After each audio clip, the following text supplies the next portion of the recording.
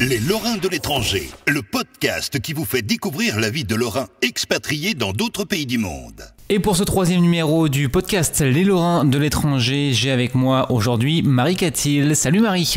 Bonjour. Comment ça va ?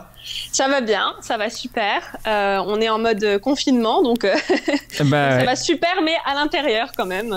Mais je crois que le monde entier est comme ça un petit peu finalement. Ouais. Bon, on va reparler en fin de podcast. Merci déjà de m'accorder ces quelques minutes pour nous raconter ton parcours, tes expériences également. Alors déjà là, actuellement, dans quel pays et quelle ville es-tu et depuis combien de temps ? Alors, j'habite à Dublin, en Irlande, et ça fait un peu plus d'un an. Ça a fait un an au mois de février, début février. D'accord, donc un peu plus d'un an, effectivement, ouais. Alors, ton histoire, elle se fait en 2 temps, tu vas nous le dire. Pour commencer, qu'est-ce qui t'a donné envie de quitter la France ? Alors, c'est une question un peu vaste. Ouais. En fait, il n'y a pas vraiment, si tu veux, il n'y a pas vraiment un truc qui m'a donné envie de quitter la France.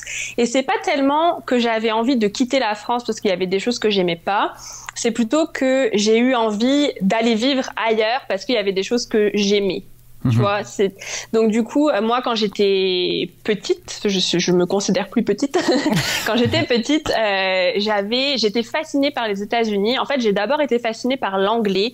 Je trouvais ça dingue, en fait, qu'il y ait des gens qui parlent une autre langue. Ça m'intéressait vachement de voir comment les mots se traduisaient et tout. Et je sais pas, j'avais peut-être 7 ans, 8 ans. J'étais vraiment fascinée par l'anglais. Et d'ailleurs, ma sœur, qui était à l'époque, je crois, au collège ou au lycée, elle avait des cours d'anglais et je lui demandais qu'elle me les fasse, en fait, à la maison. Donc, qu'elle m'apprenne les couleurs, qu'elle m'apprenne les animaux. Elle m'imprimait des feuilles avec, les mots en français, les mots en anglais. Et je me vois encore assise par terre dans mon salon en train d'apprendre comment on disait rouge en anglais. C'était vraiment un truc qui me fascinait. Et en fait, rapidement, je me suis rendu compte, notamment via la télé, il y avait beaucoup je sais pas s'il y avait beaucoup de séries américaines, mais en tout cas, c'est l'époque à laquelle moi je commençais à regarder un peu des programmes qui n'étaient pas français. Et même s'ils étaient traduits en français, je me rendais bien compte que les villes, c'était aux États-Unis. Il y avait San Francisco, il y avait plein de villes comme ça qui m'intéressaient. Et je me suis vite attachée aux États-Unis et j'étais fascinée par ce pays. Je voulais aller y vivre, je voulais vraiment... j'avais cette envie d'aller voir comment c'était ailleurs, en fait. Et du coup, c'est un peu ça c'est comme ça que ça a commencé, en fait. C'était la curiosité, en fait, Ouais, je suis très curieuse. Ouais. Peut-être un peu trop, des fois, mais... Ouais, en fait, je suis très curieuse. J'avais vraiment envie d'aller voir, quoi, ouais. Et plus l'anglais qu'une autre langue, finalement... c'était la plus commune, j'ai envie de dire. Ouais, en fait, je sais pas trop pourquoi l'anglais...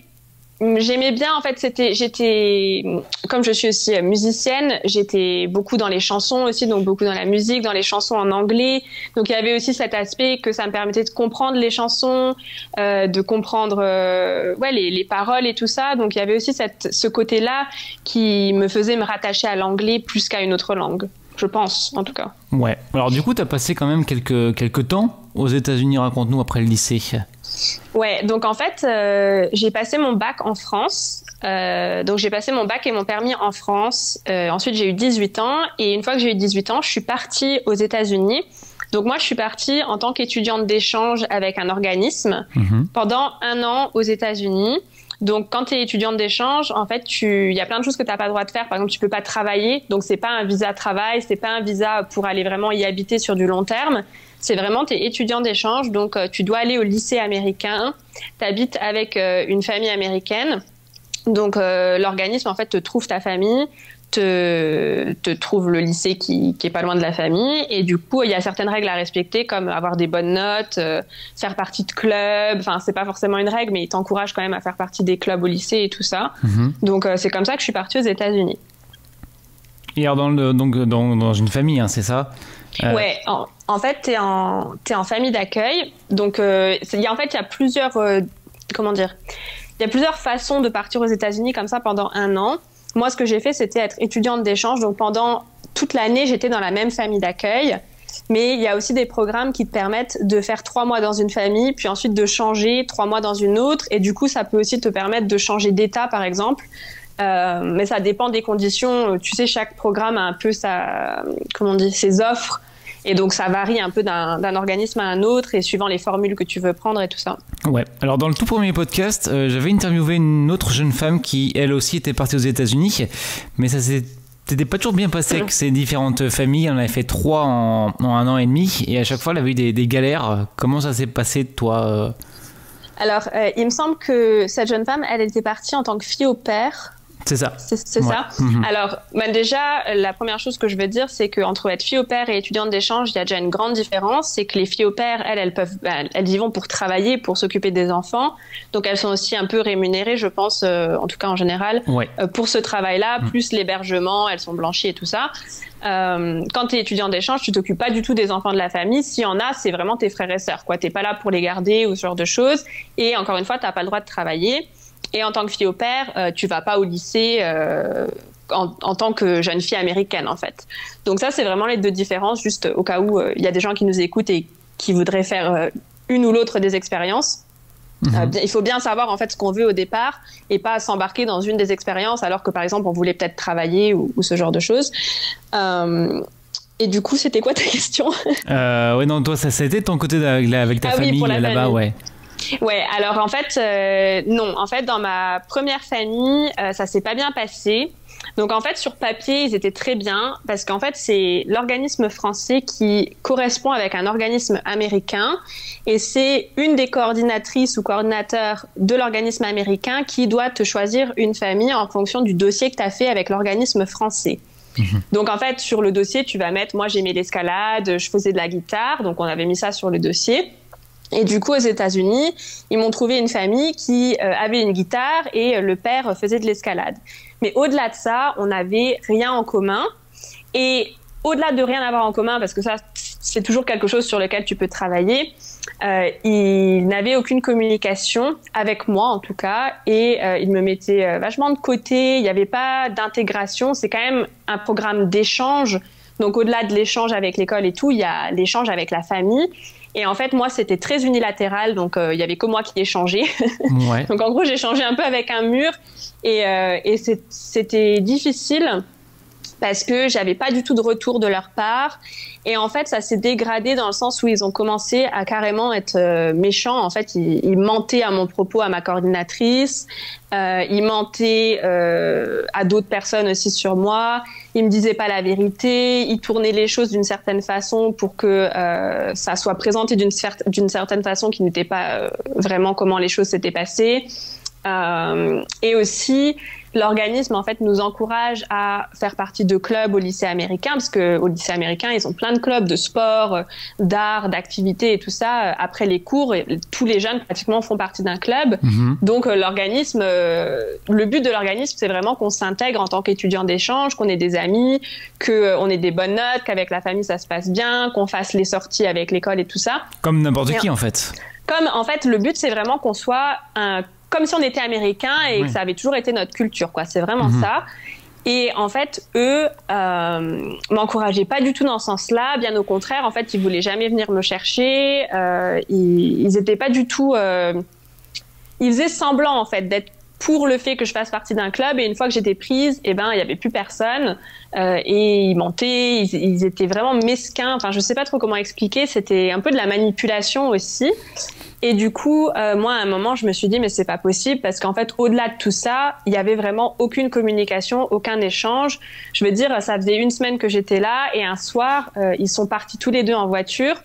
Ils ont éteint toutes les lumières alors que j'étais encore dans la maison. Ils m'ont pas dit qu'ils partaient, ils m'ont pas dit quand ils rentraient ni où ils allaient.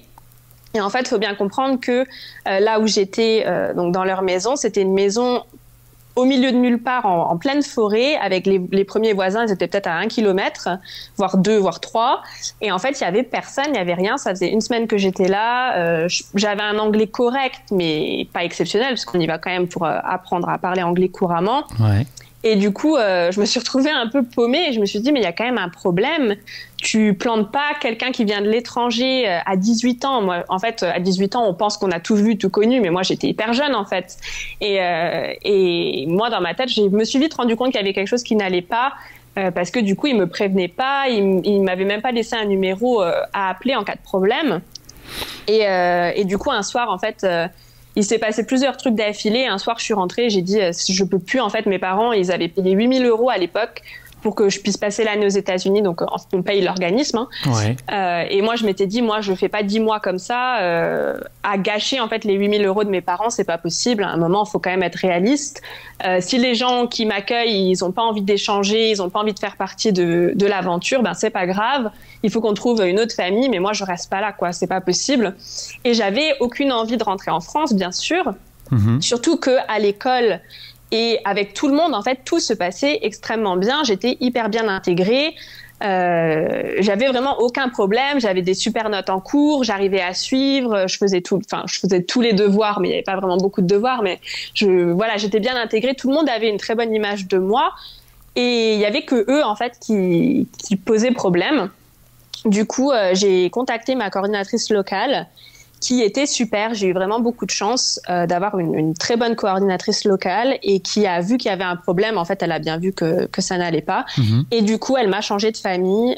J'ai fini par habiter, donc au bout de 2 mois, j'ai changé de famille et je suis allée habiter avec une autre famille du même village qui avait 2 filles qui étaient dans mon lycée et qui avait un garçon qui était un petit peu plus jeune. Et eux, par contre, ils m'ont accueillie comme si j'avais toujours été leur fille, en fait. Ça m'a un peu choquée parce que du jour au lendemain, je me suis retrouvée avec une famille qui était super accueillante, chaleureuse, qui me parlait. On se retrouvait après l'école pour discuter de notre journée. Enfin, moi, c'était inespéré à ce stade-là. T'avais de tout à rien, en fait. Ouais, voilà. Je suis passée vraiment de rien à tout, du coup. Oui, dans l'autre sens, oui. Et surtout, en fait, une fois que j'ai eu déménagé, entre-temps, j'ai quand même habité avec ma coordinatrice parce que la deuxième famille partait en croisière. Donc, il fallait attendre qu'ils rentrent pour que je puisse emménager avec eux. Mais du moment, en fait, où j'ai annoncé à tout le monde à l'école que je déménageais, tout le monde m'a dit « Ah ben, de toute façon, on s'en doutait parce que cette famille-là, ils sont intégrés dans rien. Même leur fille, elle n'a pas beaucoup d'amis. Ils sont un peu bizarres. Ils viennent jamais aux événements. Et on trouvait bizarre qu'en fait, ils t'aient mis dans cette famille. » Donc, je me suis dit... Ben, c'était pas moi le problème, en fait, c'est que vraiment, il y a quelque chose qui colle pas, même avec les autres gens de la ville, quoi. Et ça, l'organisme, ils le savent pas avant? Il n'y a pas des vérifications ou des tests, je sais pas? Alors, en fait, moi, de ce que je sais, il y a des tests, enfin, c'est pas vraiment des tests, c'est plutôt des choses qu'il faut absolument que la famille ait. Et parmi ces choses, il faut qu'ils aient une chambre pour l'étudiant d'échange, avec un bureau pour que l'étudiant puisse faire ses devoirs et faire ses cours. Mais au-delà de ça, voilà, il y a le fait que la famille doit fournir les repas. Donc matin, midi et soir. Bien sûr, on fait notre linge et tout dans la famille. En fait, t'habites avec les gens, donc c'est comme ta vraie famille. Mais il n'y a pas vraiment de... C'est plutôt matériel, en fait. Tu vois, c'est plutôt... Voilà, il faut une chambre avec un bureau pour que la personne puisse faire ses devoirs. Oui, il te loge et puis après, tu te débrouilles, quoi. En gros, c'est ça. Voilà. Ouais. Mais par rapport à l'expérience qu'ils te vendent, entre guillemets, c'est pas ça qui est attendu. Tu vois, donc il y a aussi le fait, malgré tout, je pense... Enfin, c'est vraiment mon avis, mais je pense qu'il y a quand même une part de vérité dedans. Il y a quand même le fait qu'il y a beaucoup de jeunes qui veulent partir et que bien sûr c'est dans l'intérêt des organismes de faire partir le plus de jeunes possible dans la limite du nombre de visas qu'ils ont le droit de faire quoi. Et du coup je pense que du côté américain il y a peut-être des fois un peu de mal à trouver des familles d'accueil. Du coup ils se sont peut-être dit ben voilà, cette famille là elle a une guitare, lui il fait de l'escalade, il y a une chambre, un bureau, bon ben ça va coller. Mais c'est vrai aussi que c'est pas forcément évident de placer un étudiant que t'as jamais rencontré dans une famille que tu connais pas vraiment et d'être sûr que ça va matcher. Ouais, c'est jamais simple, c'est vrai, il y a tellement de choses qui peuvent rentrer en jeu, le style, la vie, Tu peux avoir les mêmes passions et pas t'entendre. Oui, et ouais, effectivement. Bon, il se trouve que eux ne faisaient absolument pas de guitare et n'allaient jamais grimper à l'escalade. Donc je sais pas vraiment. Ça, ouais. Mais alors, du coup, c'était où exactement aux États-Unis, vers quel coin pour situer? Alors, moi, je suis partie dans l'Idaho. Donc, j'habitais à Bonners Ferry. C'est une ville tout en haut de l'Idaho. Donc, c'est plutôt la côte ouest. Tout en haut de l'Idaho, j'étais à environ 30 km de la frontière canadienne. Et si tu veux, l'État le plus près, c'était l'État de Washington. donc qui est directement sur la côte ouest. C'est voilà, Seattle, tout le nord-ouest. Ouais, voilà, dans ce coin-là. Ouais. Ouais. Du coup, pour tous ceux qui aimeraient être étudiants aux États-Unis, quels conseils tu peux donner par rapport à ce que tu as vécu, toi? Les choses à éviter, peut-être? En fait, la difficulté, c'est que c'est difficile d'éviter parce qu'on ne sait pas trop ce qui nous attend. Ouais. Moi, mon expérience, c'est quelque chose que je recommande à tout le monde de faire, même aux gens qui maintenant ont 60 ans et qui ont l'opportunité de partir, alors du coup pas au lycée, mais qui ont l'opportunité de faire quelque chose peut-être dans une famille d'accueil à l'étranger. Moi, je l'encourage à fond. Je trouve que c'est super de faire ça. Et moi, j'ai vécu une année, c'était la plus belle année de ma vie. C'était intense tous les jours. J'ai eu droit à toutes les cérémonies, tu sais, de remise des diplômes, les balles, le bal de promo, les événements, les sorties et tout. C'est vraiment le rêve américain comme tu le vois dans les séries et tout. Ouais. Donc, moi, franchement, malgré le fait que j'ai changé de famille, en fait, ça m'a pas du tout traumatisée. Bien au contraire, parce qu'une fois que j'ai changé, j'ai pu vraiment vivre tout à fond, à 100%. Et ma famille m'encourageait beaucoup. Donc, ma famille d'accueil, je veux dire, m'encourageait beaucoup. Donc, c'était vraiment génial. J'encourage à fond de faire. Et j'ai pas vraiment de conseils. En fait, il faut surtout pas le faire par comment dire. Faut pas le faire de manière forcée. Tu vois, par exemple, s'il y a des parents qui pensent envoyer leur enfant, mais que l'enfant n'est pas du tout branché dans ce sens-là, c'est peut-être pas quelque chose qu'il faut forcer. Mais par contre, si les enfants sont demandeurs et qu'on peut le faire financièrement aussi, moi, je dirais aux parents qu'il faut le faire, qu'il faut encourager leurs enfants à le faire. Et surtout, il faut...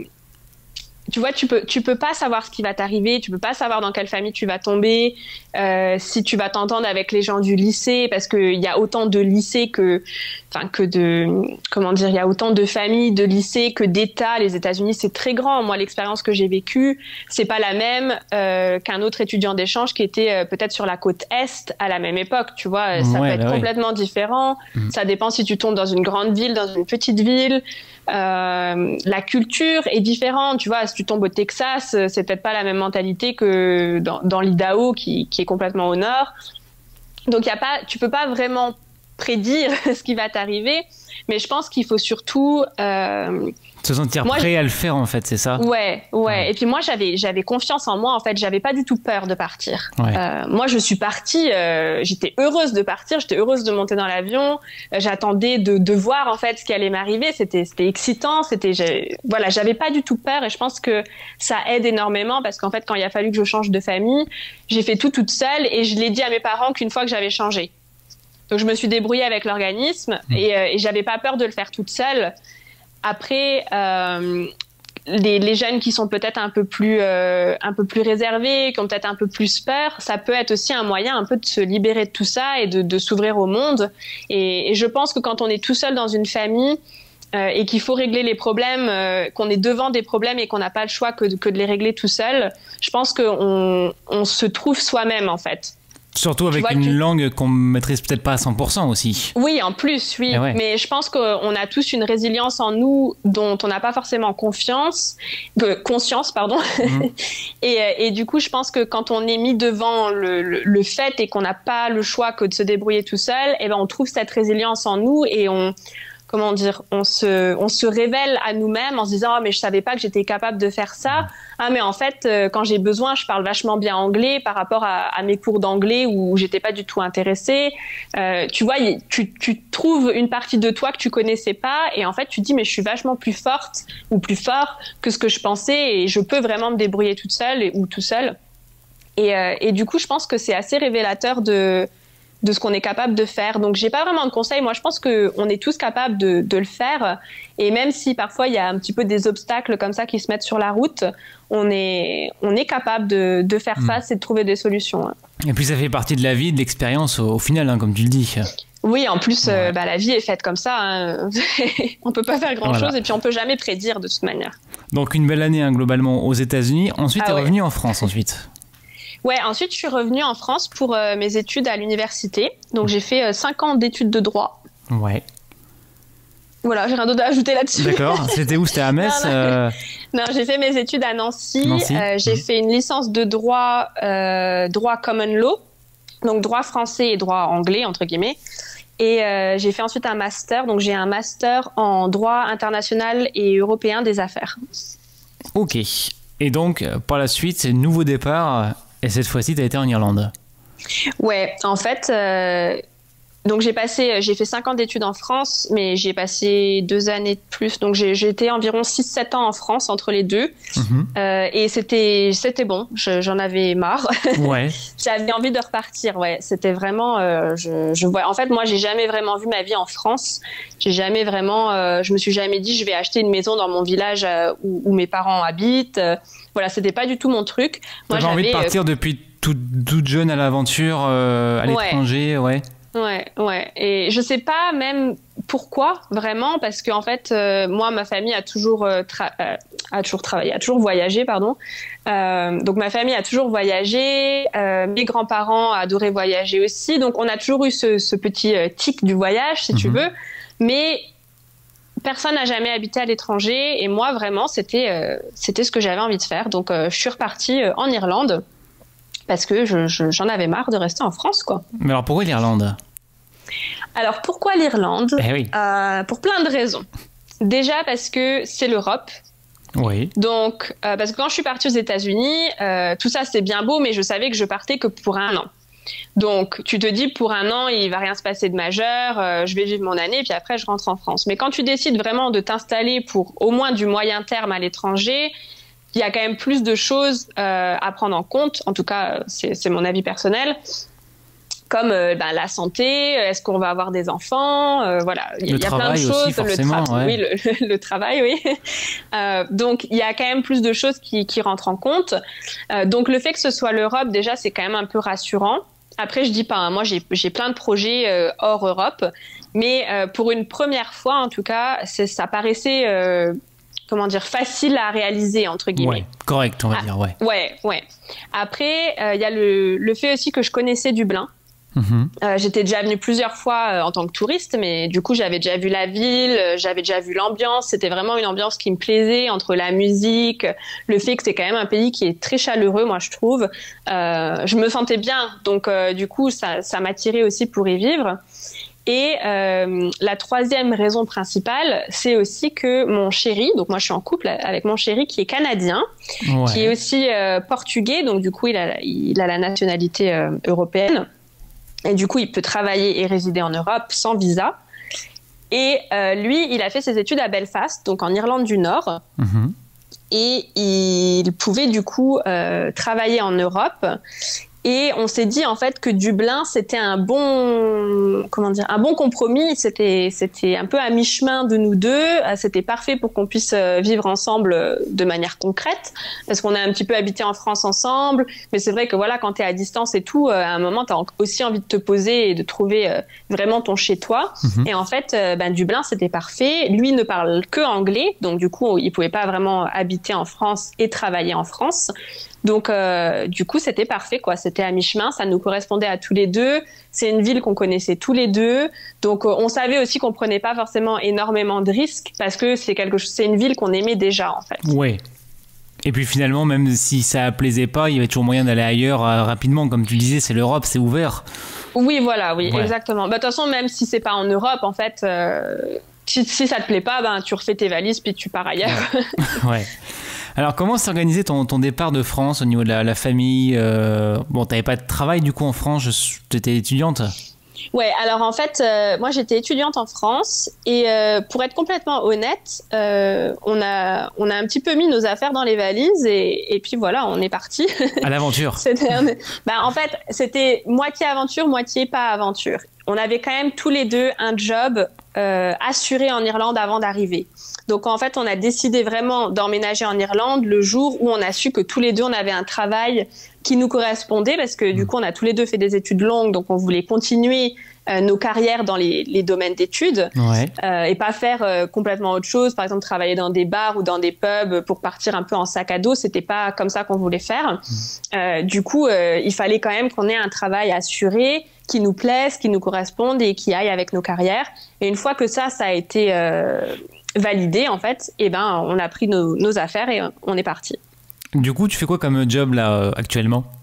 Alors, je travaille dans la réglementation des institutions financières. Donc ça rigole pas. Ouais, en fait donc je suis pas avocate, puisque souvent les gens mettent ensemble le fait qu'on a fait des études de droit et donc du coup forcément on est avocat. Donc non, je suis pas avocate, je suis juriste à la base et j'avais envie de travailler justement en dehors des cabinets d'avocats, faire un peu autre chose parce que je voulais voir un peu ce qu'il en était. Et du coup je travaille dans la réglementation des institutions financières. Donc pour faire ça rapidement, en gros on supervise les banques, les fonds d'investissement, tout ça, pour être sûr que qu'il n'y a pas de problème, quoi, que tout fonctionne bien et que tout est bien réglementé. Du coup, par rapport à ton job, il y a des différences avec la France en termes de conditions de travail, salaire, nombre d'heures de la semaine, par exemple? Alors, moi, j'ai jamais travaillé en France dans mon domaine d'études. J'ai fait des petits jobs d'été et tout ça, mais mon premier vrai job, c'était au Luxembourg. Donc, je peux pas vraiment comparer avec la France, mais en tout cas, je trouve que c'est quand même très similaire au Luxembourg. Il faut savoir qu'au niveau des vacances et tout ça, il y a quand même toutes les directives européennes qui s'appliquent. Donc, tu as forcément 4 semaines minimum de vacances payées, de congés payés par an. Et au niveau des salaires, apparemment sur Dublin, ils seraient un petit peu plus élevés qu'ailleurs. Et ça serait dû principalement au fait que les loyers sont très chers. Donc du coup, ils se sont mis un peu à niveau pour qu'on puisse habiter près de notre travail, quoi. Ouais, c'est du 39 heures par semaine aussi, à peu près. Alors attends. Moi, je travaille 37 heures et demie, je crois. Oui, enfin c'est entre 35 et 39, c'est à peu près les mêmes. Oui, c'est ça, ouais. Ok, donc tu nous le disais, le coût de la vie est cher là-bas, c'est ça? Alors, ça dépend de quoi on parle, en fait. Si tu veux, au niveau des courses, moi, je trouve que la nourriture et tout ça, c'est pas forcément plus cher, sachant qu'en plus, on est quand même sur une île. Par exemple, quand tu vas en Corse, c'est quand même cher, je trouve. Ouais. Ici, ça se ressent pas pareil, j'ai l'impression. Moi, j'ai un budget assez similaire à celui de ma famille pour deux au niveau des courses. Donc ça va. C'est plutôt les loyers qui posent quand même un problème et ils sont en pleine crise des loyers ici, enfin des logements. Les loyers sont très très hauts. C'est la capitale aussi, ça joue. Oui, en plus, ça fait. Mais apparemment, les loyers sont quand même plus chers qu'à Londres en ce moment. Ah oui, donc quand même. C'est pas très bon signe en général. Et en fait, ils ont quand même un gros problème, c'est qu'il y a beaucoup de gens qui sont venus s'installer en Irlande et surtout à Dublin. Et en fait, ils n'ont pas construit d'immeubles pour suivre le nombre de gens. Et en fait, à un moment, ils se sont retrouvés avec beaucoup trop de personnes à héberger et beaucoup. Et pas assez de logements. Et pas assez de logements. Du coup, forcément, ça fait monter les loyers. Donc, en fait, nous, on est arrivé avec un budget d'environ 1 300 € pour un appartement pour deux. Donc total. Et en fait, quand on a débarqué, on s'est rendu compte que pour 1 300 €, on aurait une chambre double dans une maison avec des colocataires, quoi. Ouais, effectivement. Donc on a monté le budget parce qu'on voulait pas vivre en colocation. Donc du coup, ça je peux te le dire, c'est pas un secret, on paye 1 800 € par mois de loyer pour un appartement avec une chambre. Ah oui, quand même. Oui, c'est pas. Ça te donne une bonne idée. Des logements, et sachant qu'on a quand même des métiers qui payent, on n'est pas payé des milliers des cents, mais on est payé raisonnablement.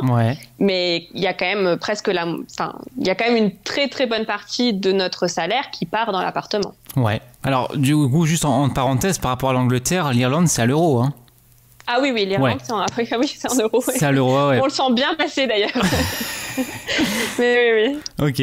Alors du coup, pour revenir au niveau alimentation, tu trouves des produits français là-bas ou des produits que tu as découverts que tu connaissais pas? Ouais, alors on trouve des produits français. En fait, il y a quand même beaucoup de Français à Dublin, faut pas l'oublier. Donc du coup, les magasins se sont quand même beaucoup adaptés, je trouve. D'ailleurs, il y a même des aliments qui ont gardé leur nom français. Et ça m'avait un peu surprise parce qu'aux États-Unis, par exemple, des courgettes, aux États-Unis, ça s'appelle des zucchini. Donc rien à voir. Et en fait, ici, des courgettes, ils appellent ça des courgettes. D'accord, avec l'accent français. Voilà, avec l'accent. Et du coup, il y a plein comme ça d'aliments qui ont gardé leur nom français. Il y a aussi, on trouve du fromage. Tu peux trouver éventuellement du saucisson, mais ils ont quand même tendance plutôt à vendre du salami. Donc moi, je fais la différence. Pour eux, c'est un peu la même chose, mais en tant que bonne Française, je fais la différence entre les deux. Sinon, des produits qu'on a découverts. C'est quoi le plat typique là-bas en Irlande? Alors, ils sont très fish and chips. Ouais. Donc, c'est le poisson frit pané comme ça avec des frites. Parce qu'ici, les chips, c'est les frites. Ouais. Et les chips que nous, on appelle des chips en sachet, ça s'appelle des crisps. Ouais. Donc, si on te propose des chips, c'est en fait des frites. Ouais, voilà. Mais sinon, ouais, donc le fish and chips. Moi, ce que j'aime bien ici, c'est le chowder. C'est comme une soupe crémeuse de poisson. C'est très, très bon. Et surtout, si tu vas vers Oath, c'est une ville au nord de Dublin. C'est une ville côtière qui est très, très sympa avec plein de restaurants de poissons, avec un port de plaisance et tout ça. Ils font un excellent chowder. C'est très, très bon. Donc voilà, si jamais vous venez en Irlande, je vous le conseille. Ouais, ça ressemble à quoi à peu près? C'est quoi? C'est comme une soupe de poisson, mais c'est très crémeux et c'est avec des vrais morceaux de poisson dedans. D'accord. Et c'est hyper bon. C'est pas de la soupe à l'eau, tu sais, c'est pas hyper liquide. C'est vraiment crémeux et tout, et c'est très bon, je trouve. Ça tient au ventre. Ouais, exactement.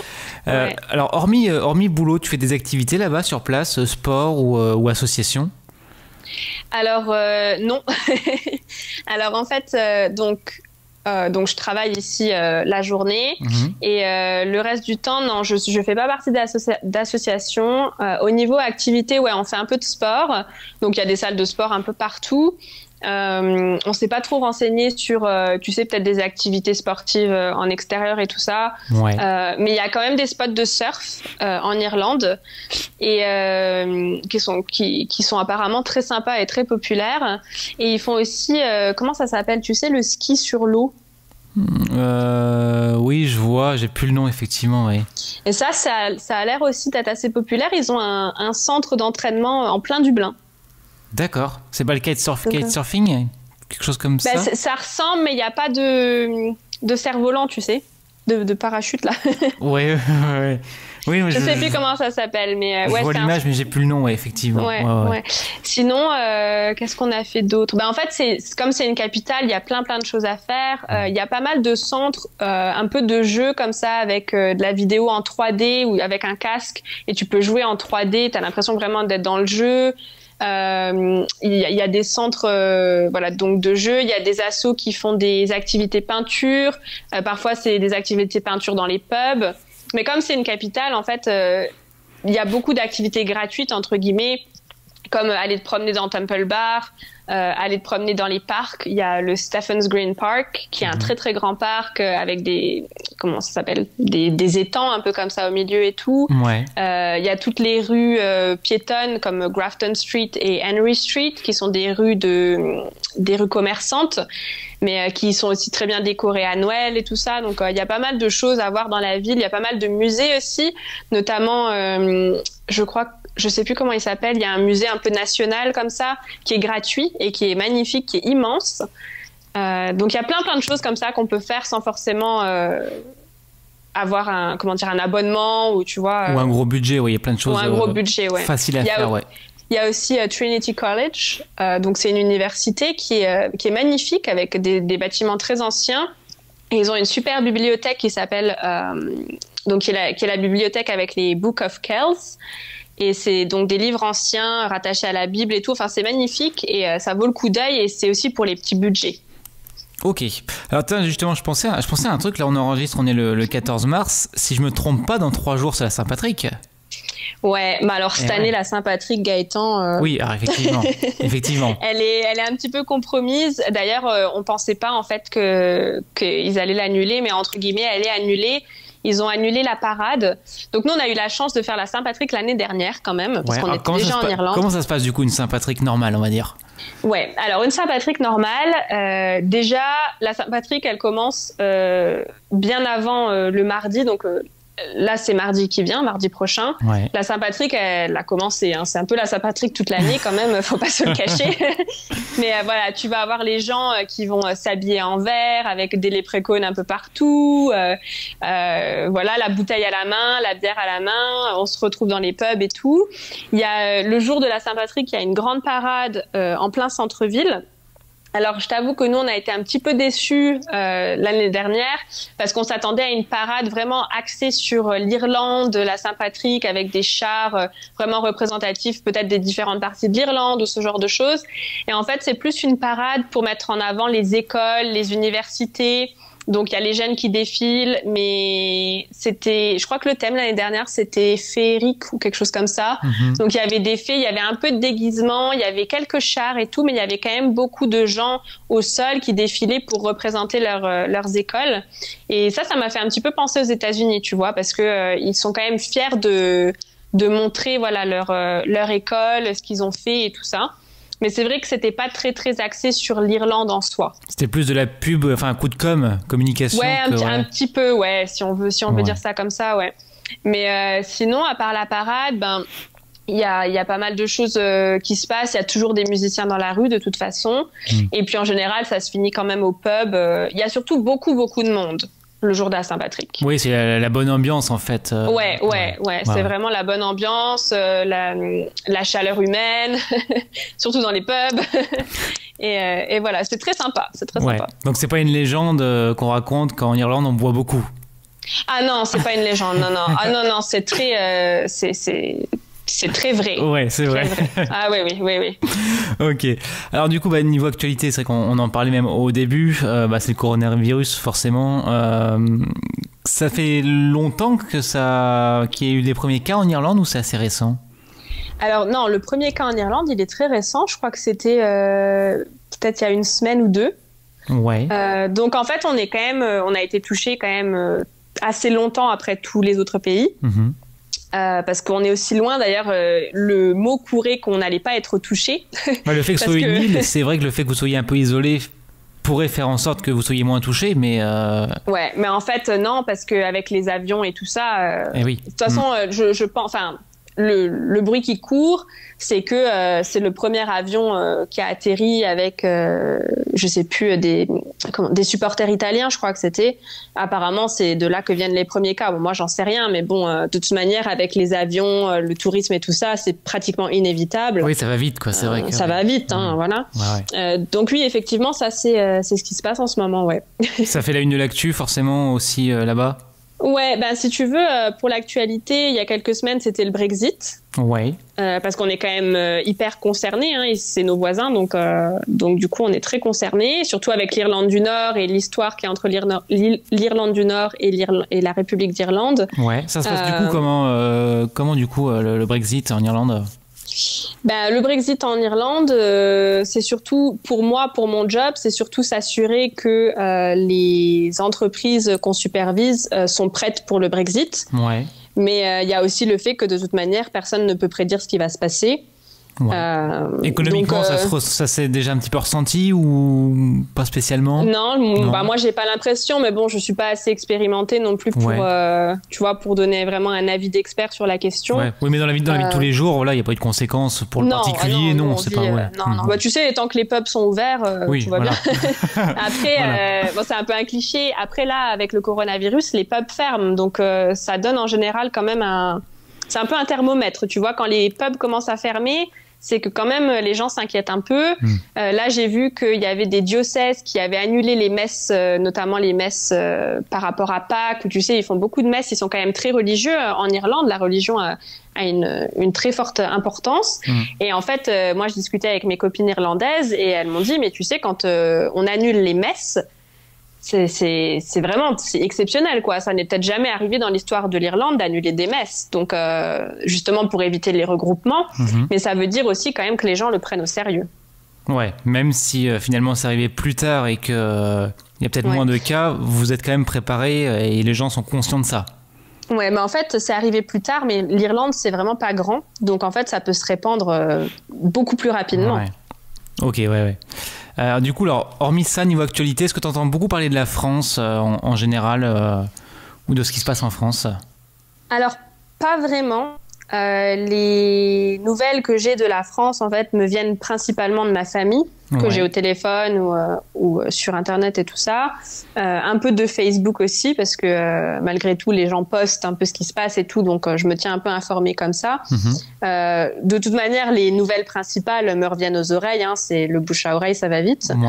Mais au-delà de ça, non, j'ai pas... De toute façon, nous, on n'a pas la télé, donc déjà, ça limite beaucoup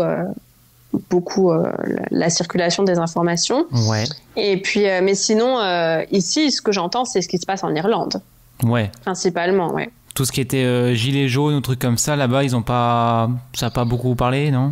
Non. Bah, en fait, moi, dans mon domaine professionnel, on en a parlé un tout petit peu parce qu'il y a quand même j'ai certains collègues qui voyagent pour le boulot, donc qui voyagent notamment à Paris, donc il y avait un peu la question des grèves, comment je vais me déplacer et tout ça. Mais à part ça, c'est tout. Hein. Pas plus, c'est vrai, Non, ça n'a pas passé la Manche. Non, en fait, ça a passé la Manche, mais de toute façon, c'est pas leur pays, donc en fait, tant que ça n'a pas un impact direct sur eux, finalement, ça n'a pas vraiment d'importance pour eux. Moi, ce que j'entends surtout ici, c'est les informations irlandaises. Forcément. Et du coup, en numéro 2 dans l'actu, si je peux dire ça comme ça, en ce moment, il y a quoi? De toute façon, numéro 1, c'est le coronavirus. Numéro 2, c'est toujours le Brexit, parce que tant qu'on n'est pas au mois de décembre, on est un peu en stand-by, mais on se prépare. Et puis le numéro 3, c'est la dissolution du Parlement irlandais, là, qui a eu lieu il y a quelques semaines. Donc, ça a un petit peu un impact pour mon travail. Donc, du coup, c'est pour ça aussi que ça a fait un petit peu la une. Mais voilà, c'est à peu près tout. Hein. C'est vraiment les trois trucs, les trois grandes nouvelles du moment. Ok, comment tu vois ton avenir en Irlande? Tu comptes y rester longtemps, moyen terme, tu nous disais à peu près? En fait, on était plutôt parti sur du moyen-long terme. Donc, c'est sûr qu'on va... Tu vois, ça fait déjà plus d'1 an qu'on est là et on va être encore là au moins pour 5 ans, je pense. Après, je te dis ça, mais bon... oui, ça peut vite changer, Peut-être que dans 40 ans, on sera encore là, j'en sais rien. Ou peut-être que dans 3 ans, on aura déjà fait nos valises, je sais pas.